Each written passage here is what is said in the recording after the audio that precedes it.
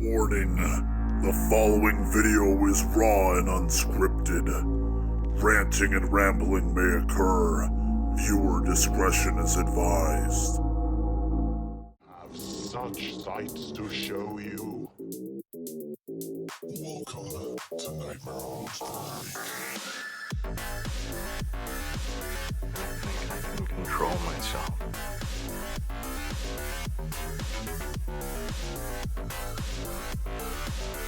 It's got a death curse.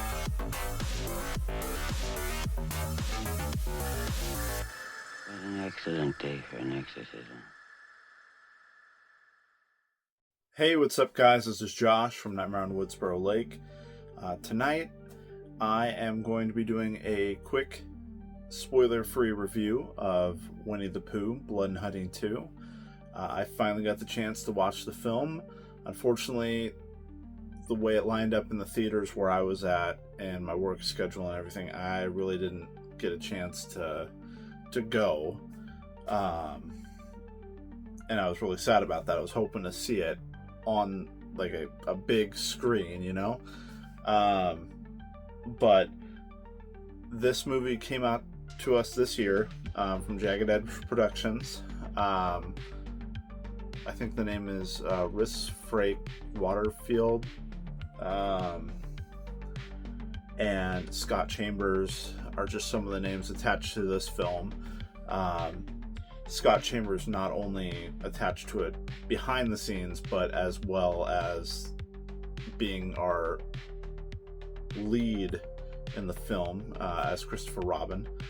And this film takes place after the events of the first film.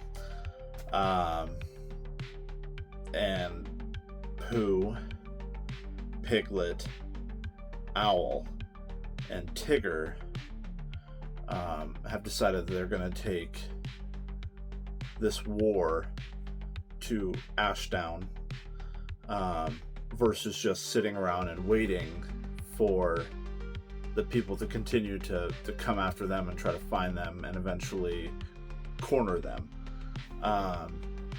Because throughout this film, in the beginning, you find out that this town has become rather split up with people that believe Christopher Robin about the events of the first film, and then also people who think he's absolutely ludicrous and is the one murdering, or who committed those murders. But the people that do believe are out there hunting for these creatures. Going into this, I mean, I was excited. I really enjoyed the film. It was fun. I really like a lot of the kills and just the direction that this film took versus the first one. I mean, I didn't mind the first one. I thought it was decent for what it was. You know, it knew what it was, and I liked some of the more serious tones to it, but while still being very campy. And really like the character redesigns, of course. So much better, but you know, they freaking just killed it at the box office with the first film, which in turn really helped up the stakes on this film and just made everything exponentially better. I enjoyed the score. I enjoyed the look at these characters, and just getting to see like a psychological side to things too. And it's no secret in the trailer that, you know, Christopher Robin is seeing a therapist, and there's a part where it shows like his brother being taken away in a van. We all know that, so that's public knowledge. I liked seeing that like he's been like under this duress since childhood about the loss of his brother, not knowing if he was alive or dead. He just was missing, like he got kidnapped. And then, just showing that while amidst that turmoil in his life, he became friends with the jolly crew from the 100 Acre Woods, and just kind of see the beginning, the beginning of it. And I'm really trying, I'm formulating my thoughts, but I'm trying not to spoil this film for anyone else, because I feel like everybody should at least experience this film. And maybe I'll throw up a spoiler review eventually, but as of right now, I'd rather like to keep this light.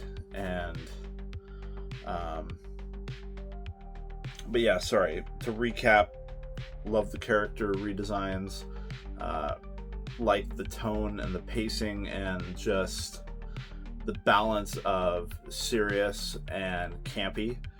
I really enjoyed the cinematography. I know I've heard complaints, people were complaining about, I watched some spoiler-free reviews, that it was too dark. Well, yes, there were some scenes that were very dark, and,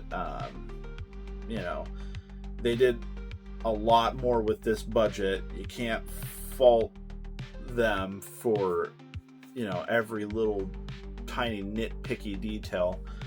I mean, there was a lot of great lighting in the film too, and I didn't really find it like too dark throughout the whole film. Like, I mean, there were definitely some scenes where you're like, man, it's, I could see where people are coming from, but it's not enough to like turn me off to the film.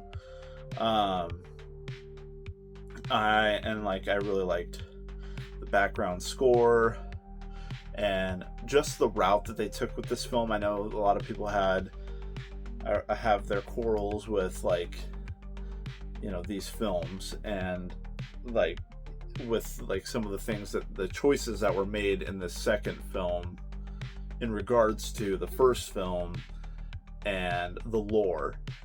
Well, I thought it was great. I thought, being that it is a campy play on a beloved franchise for many children throughout history, that of course with it being campy, you're going to get that kind of explanation, or you're going to get, like some people have said, like you got information dumps in this film, like in the intro, and from certain characters you get kind of like a information like, boo, here you go. But you got to think about, if you want to have the most effective runtime, if you want to have the most effective carnage count, and you can't, they're not going to make the freaking Lord of the Rings. It's not the film is not a 3-hour film, guys.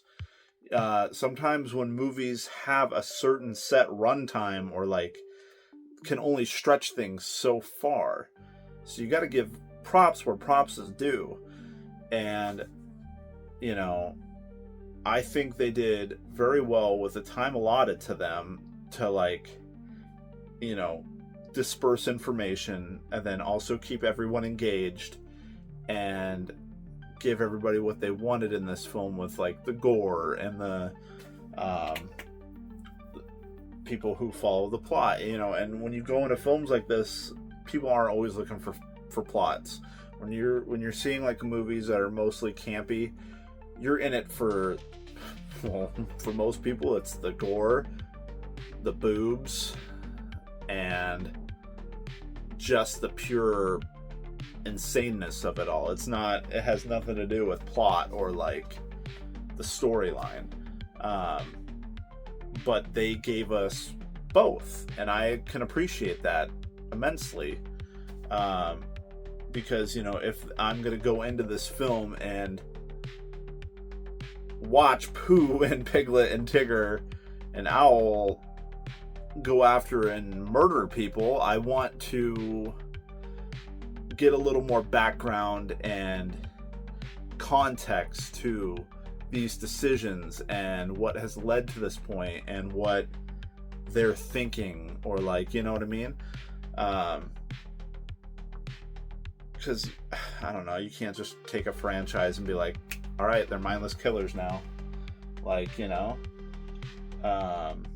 Sorry, I really am ranting. I'm gonna put my disclaimer in the beginning like I used to, you know, warning, this video is raw and unscripted. Ranting and rambling may occur. Viewer discretion is advised, because it is so true. Sometimes I just go off on a tangent and I just keep going and going. So, but I did enjoy this film. I thought it was fun. I like the best of both worlds that we got, and I'm interested to see where they go with the Twisted Childhood universe and the Poohniverse. It definitely was, like I said, a big step up from the first film, Winnie the Pooh, Blood and Honey.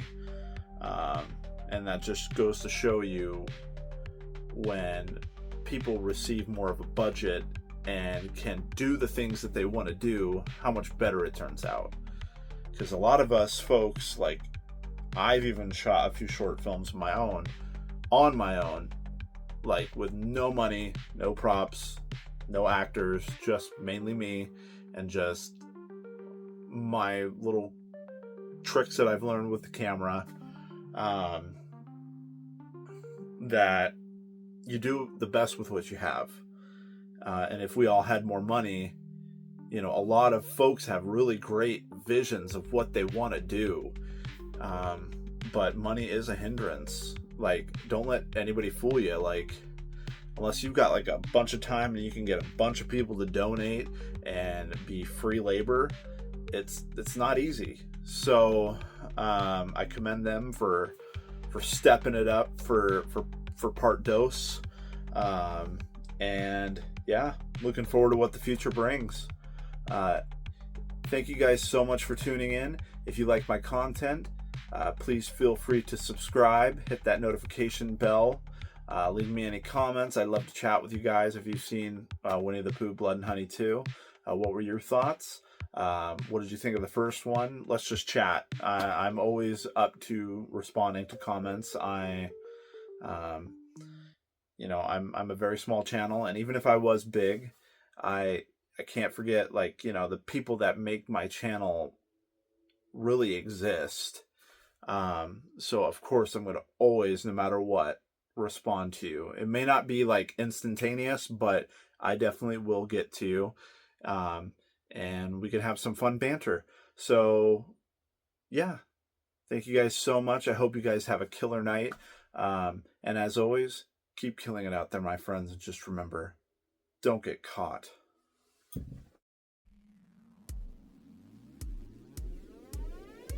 Don't let the ghosts and the ghouls disturb you.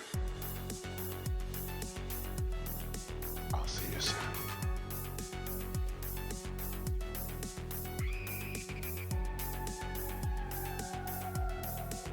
I want to play a game. They're coming to get you, Barbara.